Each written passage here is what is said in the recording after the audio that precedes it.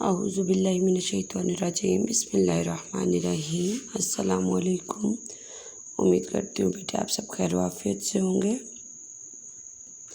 جی، آج کا لیکچر شروع کرنے سے پہلے ہم گزشتہ لیکچر دیکھیں گے ہم نے کیا کیا تھا۔ اس میں گزشتہ لیکچر میں ہم نے ہمارے نصاب میں شامل سبق نمبر 5 جو کہ نظم ہے، ایک قومی نظم ہم ایک ہیں جو شاعر کلیم عثمانی کی لکھی ہوئی نظم ہے، جس میں انہوں نے مثلث اور رباعی دونوں حیت کا استعمال کرتے ہوئے یہ نظم لکھی ہے۔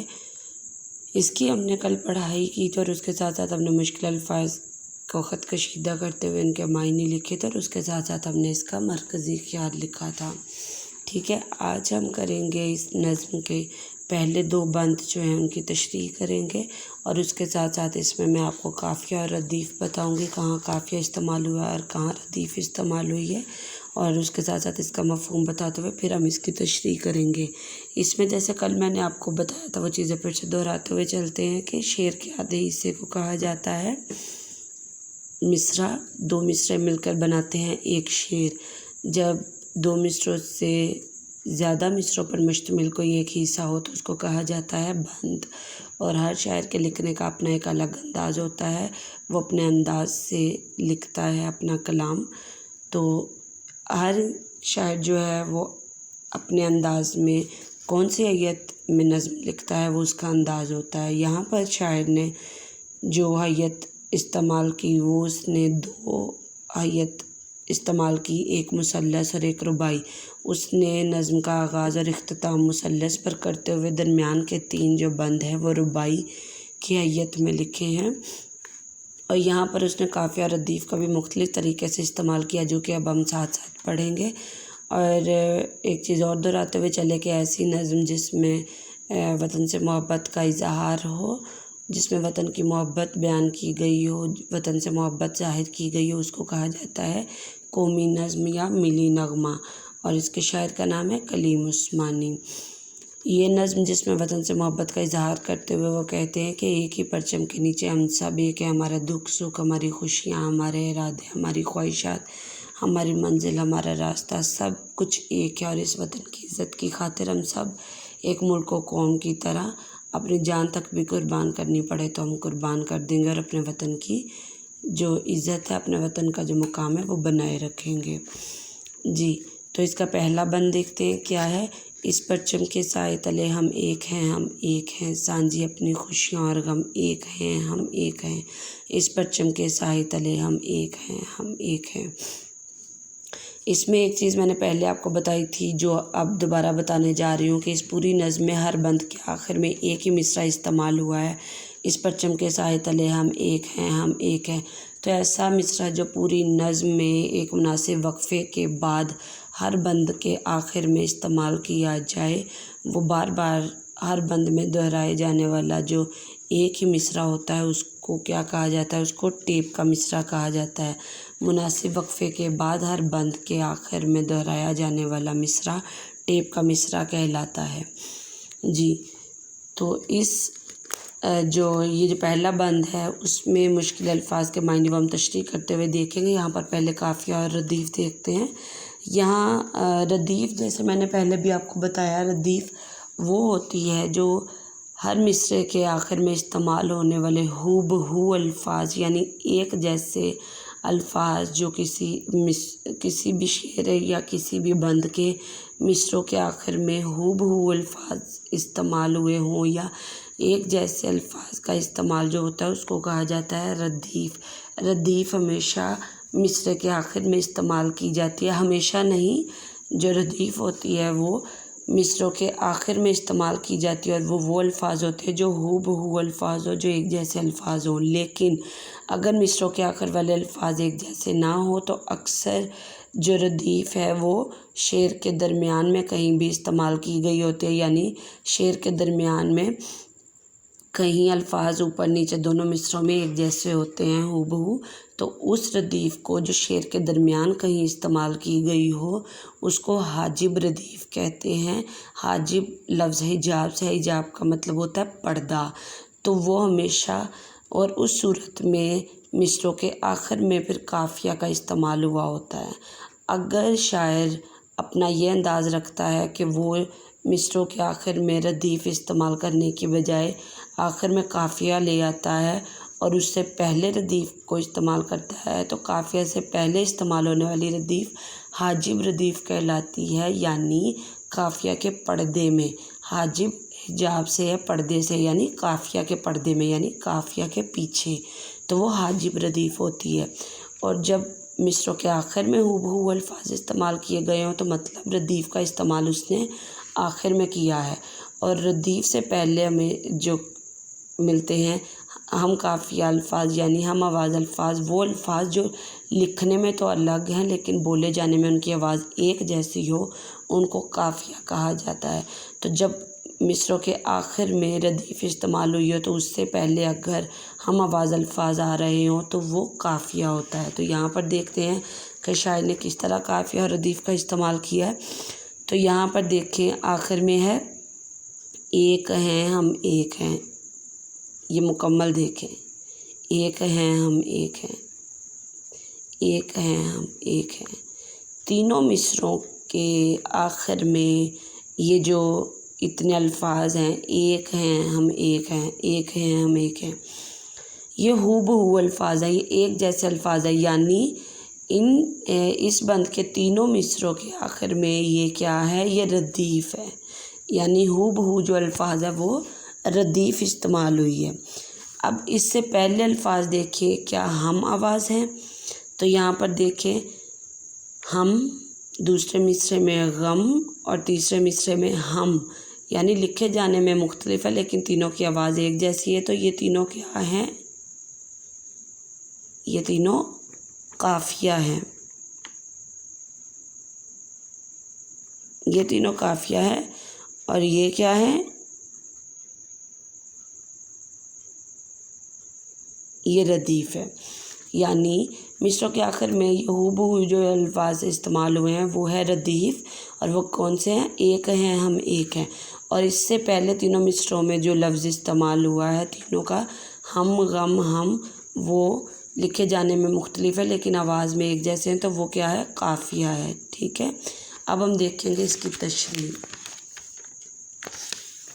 इसकी तशरीह से ये इसी तरह आप हाशिया लगाएंगे, तारीख़ लिखेंगे 1 जून 2021, जमात का काम मंगल, उन्वान हम एक हैं। इस तरह ये मैं लाजमी क्यों लिख रही हूँ, जितने दिन इस नज़म का काम चलेगा मैं उसके नाम के साथ इसी तरह लिखूँगी कौमी नज़म, और आप भी इसी तरह लिखेंगे ताकि जब आप इसका नाम पढ़ें तो फ़ौरन साथ पढ़ें कि ये कौमी नज़म है, यानी ऐसी नज़म जिसमें वतन से मोहब्बत का इजहार हुआ है, ताकि आपको याद रहे।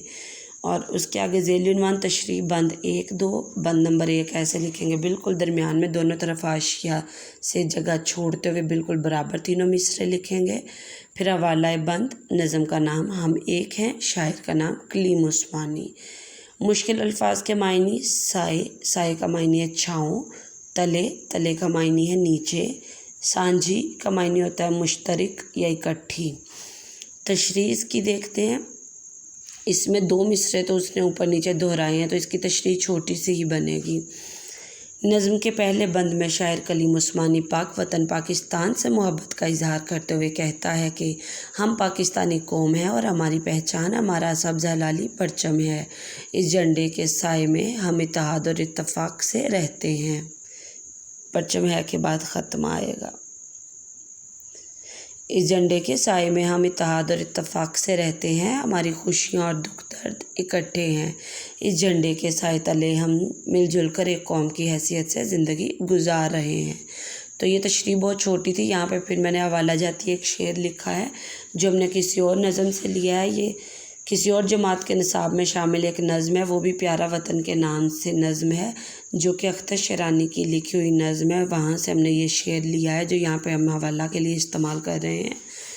और ये कौन सा शेर है, हम इसके हैं ये है हमारा वतन प्यारा प्यारा वतन। ठीक है, आगे है हमारा बंद नंबर 2 जो कि रुबाई की हैयत में है। वो है एक चमन के फूल हैं सारे, एक गगन के तारे, एक समंदर में गिरते हैं सब दरियाओं के धारे। जुदा जुदा हैं लहरें सरगम एक हैं हम एक हैं, इस परचम के साए तले हम एक हैं हम एक हैं। اچھا، اس میں پہلے قافیہ ردیف دیکھتے ہیں، پھر میں آپ کو اس میں ایک اور نئی چیز بتاتی ہوں گرامر کی روح سے۔ یہاں پر دیکھیں تو اس کے آخر میں اب یہاں پر وہ اپنا قافیہ اور ردیف کا استعمال کا بھی انداز بدل گیا ہے شاعر۔ یہاں پر اس نے 2 مصروں میں قافیہ ردیف کا استعمال الگ انداز سے کیا ہے، اگلے 2 مصروں میں اس نے الگ انداز میں کیا ہے۔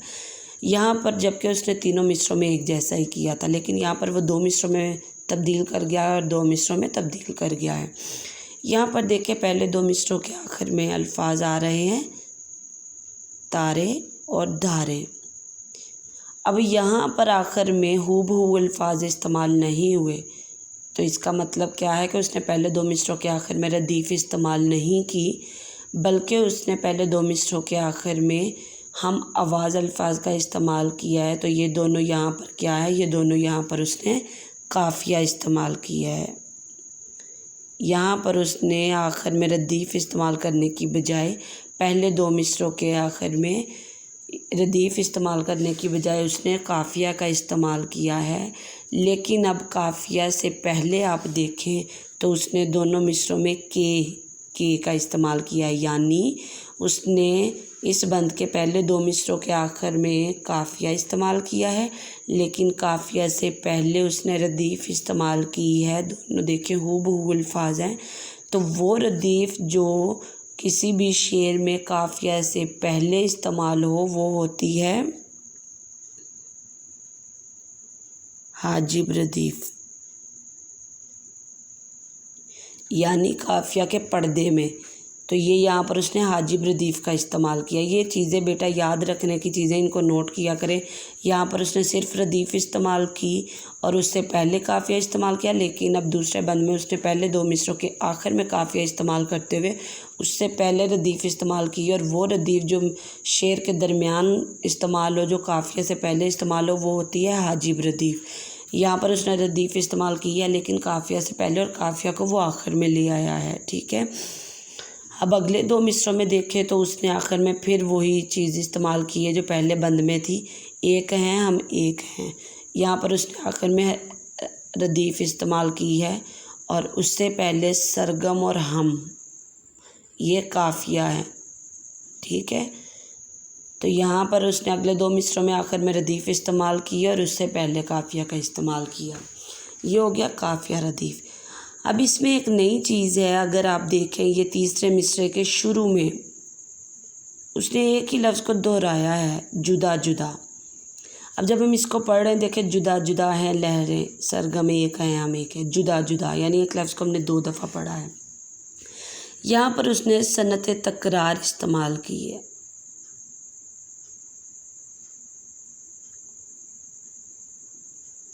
صنعت تکرار، تکرار لفظی، آسان آپ کو بتا رہی ہوں، تکرار لفظی۔ صنعت تکرار، یہ شاعری میں صنعت کا استعمال کیا جاتا ہے کہ شاعری میں انداز ہے، اس کو صنعت تکرار، یعنی تکرار کا معنی ہوتا ہے بار بار دہرانا، بار بار آنا، ایک ہی لفظ کو دوسری دفعہ دہرانا، یعنی ایک ہی لفظ کا 2 دفعہ آنا، واپس آنا، دہرانا، تکرار کے معنی ہے، ٹھیک ہے۔ تو یہاں پر تکرار لفظی یعنی لفظ کی تکرار ہے، کون سے لفظ کی؟ جدا لفظ کی تکرار ہے، یعنی اس نے اس ایک لفظ کو ایک ہی جگہ پر ملا کر، تکرار لفظی ہوتا ہے ایک ہی لفظ کو دہرا کر ملا کر لکھ دینا، ایک ہی لفظ کو دہراتے ہوئے ملا کر لکھنا، یعنی اس کو دہرایا اس انداز میں نہیں ہے کہ اس مصرے میں اس نے کہیں اور اس کا استعمال کیا، نہیں، ایک ہی جگہ پر اس نے ان کو ملا کر لکھا ہے، تو اس کو تکرار لفظی کہا جاتا ہے، جو کہ ایک ہی لفظ کو دہراتے ہوئے ملا کر لکھنا، یعنی ایک ہی جگہ ان کو اکٹھا کر کے لکھنا۔ تو یہ صنعت کیوں استعمال کی جاتی ہے شاعری میں؟ جو شاعر ہے وہ صنعت تکرار کا استعمال اپنی شاعری میں اس لیے کرتا ہے کہ وہ خوبصورتی پیدا کر سکے اپنی شاعری میں، یا اس کے وزن کو بڑھانے کے لیے، یا اس شاعری میں خوبصورتی پیدا کرنے کے لیے صنعت تکرار کا استعمال کرتا ہے۔ تو یہاں پر بھی شاعر نے یہ جو تکرار لفظی یعنی لفظوں کی تکرار کو صرف اس بند میں یا اپنی شاعری میں خوبصورتی یا حسن پیدا کرنے کے لیے استعمال کیا ہے، ٹھیک ہے۔ تو یہاں پر یہ کیا ہے، یہ تکرار لفظی ہے، یعنی صنعت تکرار کا استعمال ہوا ہے یہاں پر۔ اب ہم دیکھتے ہیں اس کی تشریح کیا ہے۔ اسی طرح آپ یہ چاروں مصرے اوپر نیچے لکھ لیں گے، دونوں طرف سے جگہ چھوڑتے ہوئے بالکل برابر۔ پھر حوالہ بند، نظم کا نام ہم ایک ہے، شاعر کا نام کلیم عثمانی۔ مشکل الفاظ کون سے؟ چمن، کمائنی باغ، گگن آسمان، دھارے منبع یا دھانا، جدا جدا، الگ الگ، سرگم، ساتوں سر۔ اب اس میں 4 مصروں کی تشریح کرنی ہے تو تھوڑی لمبی ہوگی، چاروں کی الگ الگ ہوگی۔ اس بند میں شاعر وطن سے اپنی محبت کا اظہار کرتے ہوئے لکھتا ہے کہ یہ وطن ایک باغ ہے اور اس میں بسنے والے لوگ اس باغ کے ہی خوبصورت پھول ہیں اور سب ایک ہی آسمان پر چمکنے والے ستارے ہیں۔ ہم سب پھولوں اور ستاروں کی طرح متحد ہیں۔ ہم سب وہ دریا ہیں جو بالآخر ایک ہی سمندر میں آ کر گرتے ہیں اور اکٹھے ہو جاتے ہیں۔ ہماری لہریں اگر الگ الگ بھی ہیں، اگرچہ ادھر کر لیتے ہیں۔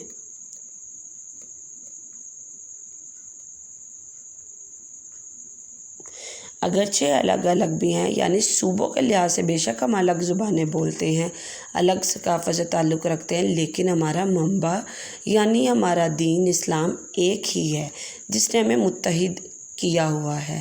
ہم سب 7 سروں کی طرح ایک دوسرے میں ضم ہو جاتے ہیں۔ ضم کی جگہ آپ مل جاتے بھی لکھ سکتے ہیں۔ ضم کا معنی ہوتا ہے اکٹھے ہو جانا، مل جانا، مشترک، ضم ہو جاتے ہیں۔ اس سبز ہلالی پرچم کے نیچے ہم سب ایک دوسرے کا بھرپور ساتھ دیتے ہیں اور ایک قوم کی حیثیت سے اکٹھے زندگی بسر کر رہے ہیں۔ ٹھیک ہے، یہ ہو گئی پہلے اور دوسرے بند کی نثر۔ اس کے ساتھ ساتھ میں نے اس میں آپ کو بتایا مصرع کیا ہے، شعر کیا ہے، بند کسے کہتے ہیں، مثلث کو دہرایا، رباعی کو دہرایا، ٹیپ کا مصرع کو دہرایا۔ اس کے ساتھ ساتھ میں نے آپ کو ردیف بتائی، قافیہ بتایا، حاجب ردیف بتائی کیا ہوتی ہے، صنعت تکرار کیا ہے اور وہ کیوں استعمال کرتا ہے، شاعر تکرار لفظی کیا ہے، ٹھیک ہے، وہ سب بتایا۔ اور اس کے ساتھ ساتھ ان 2 بند کی ہم نے تشریح کی۔ تو آپ بھی یہ سب چیزوں کو یاد کریں گے جو میں نے یہاں پر آپ کو نوٹ کروائی ہیں، ٹھیک ہے۔ اور اس کے ساتھ ساتھ آپ ان دونوں بند کی تشریح اسی طرح اپنی کاپی پر لکھیں گے اور یہی تشریح آپ یاد بھی کریں گے۔